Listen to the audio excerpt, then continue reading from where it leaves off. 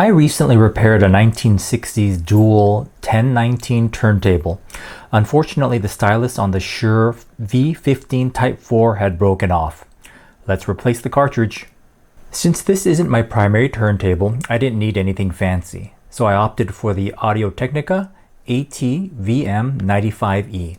It's a dual magnet cartridge with a 0.3 by 0.7 mil elliptical stylus. This is from Audio-Technica's casual listening line of cartridges. I paid a humble $65 for it. Let's open it up. And in the box we have the mounting hardware. We have the user manual. And finally, we have the cartridge itself. Unlike my previous cartridge, it doesn't have a built-in guard, but this one does have a removable one. And I love how the screw mounting threads are built into the cartridge itself, so no more having to mess with tiny bolts and screws. The installation will go much more smoothly. One thing to note is the cartridge is identical throughout the Audio-Technica line, so if you choose to upgrade, all you need to do is replace out the stylus. I'll put a link to the stylus and this cartridge in the description below. First, let's slide the stylus guard down to prevent any further damage.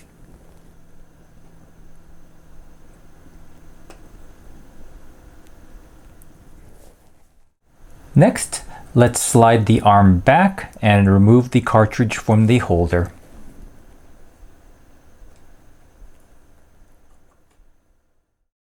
Make note of the colors of the leads. Looks pretty standard. So from left to right, top to bottom, we got white, red, blue, green. And now I'm going to remove each of the leads using some needle nose pliers. Doesn't take much force. And once the leads have been disconnected from the cartridge, we're just going to use a small flathead screwdriver and remove these two screws.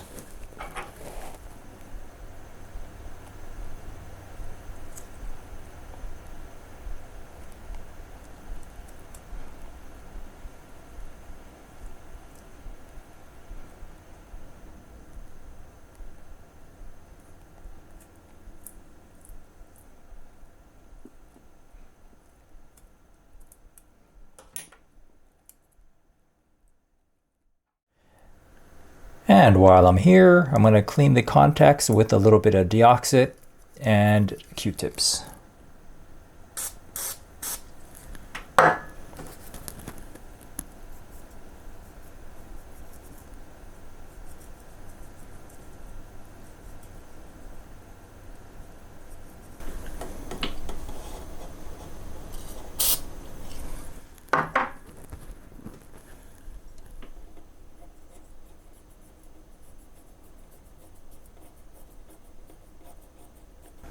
And now we're going to use the appropriate length screw and washer to reattach the cartridge.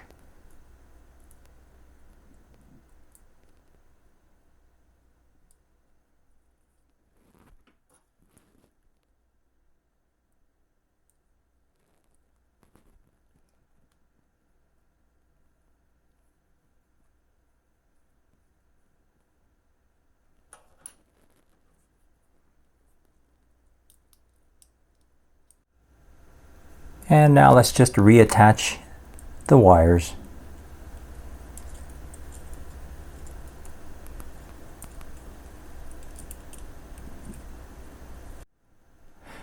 The green wire was a little bit loose, so what I did was I did crimp it down just a bit so that it would have a little bit more bite.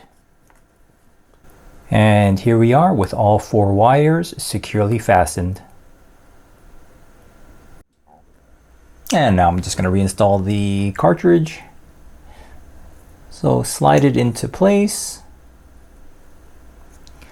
and pull the arm forward to lock it into place. Now let's align our cartridge. You can purchase a 2-point alignment protractor. I also printed one, but let's go with the method where I just downloaded one online.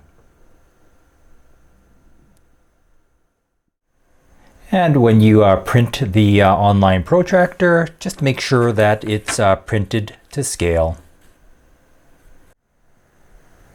All right, so first a little bit of explanation. So first thing you want to do is put the protractor into the spindle.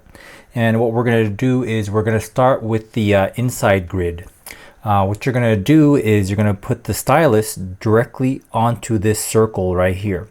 And what you want to do is adjust the two screws on top so that it's parallel with the lines on the grid. So you don't want it to look like this or like this, but you want it to look head on, and you want the cartridge to be parallel with the lines on the grid. And once that's aligned, what you do is you move to the outside grid and do the same. Once again, adjusting to the two screws. So you want the cartridge to be parallel in both the A and the B locations. And due to the design of the dual 1019, there is a considerable amount of extra effort, because every time you make an adjustment, you have to remove the head shell and make the adjustments to the two screws and bring it back down. And be patient. It's probably going to take several adjustments to be parallel in both the A and the B positions. All right, I finally got the cartridge where I want it. Now I'm going to remove the head shell and crank down the two screws for one final time.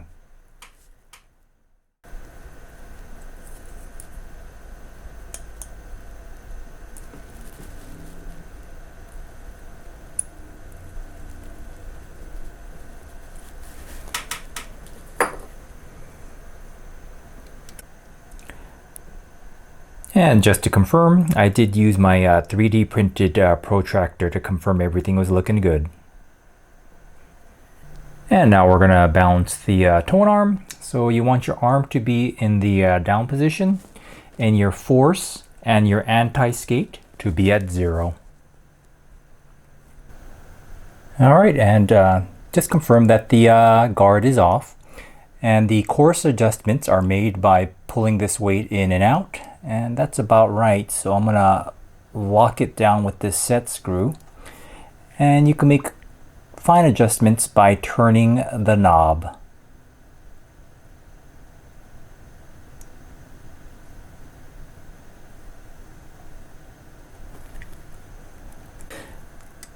Now let's set the tracking force. The recommended tracking force for the Audio-Technica AT-VM95E is 1.8 to 2.2 grams.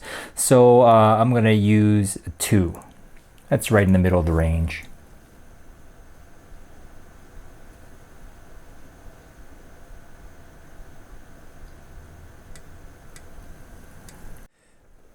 And I was only getting audio out of one channel. So apparently, as I was adjusting the cartridge itself, one of the pins came loose. So I made sure that I crimped all of them down and reseated them properly. In keeping with the 60s theme of the turntable, I'm using Herb Alpert and the Tijuana brass for my initial testing.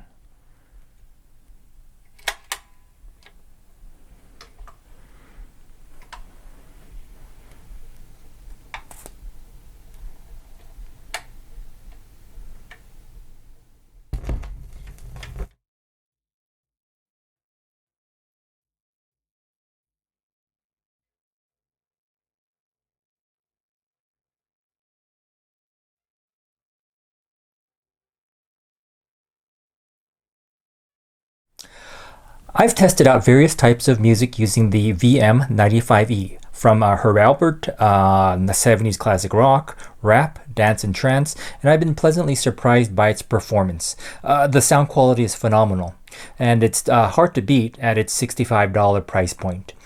Bass, vocals, highs are clear, it tracks well, and the threaded inserts made the install on the dual turntable considerably easier than working with screws and the tiny nuts. I'm not an audiophile by any means, but I would guess this cartridge would satisfy a majority of turntable owners. And like I mentioned earlier, if you choose to upgrade, the same cartridge can be used for different Audio-Technica styluses, including the top-tier Shibata. I look forward to many hours of listening with this cartridge. I'll put a link to this cartridge in the description below. If you found this video helpful, please click like and subscribe. Thank you.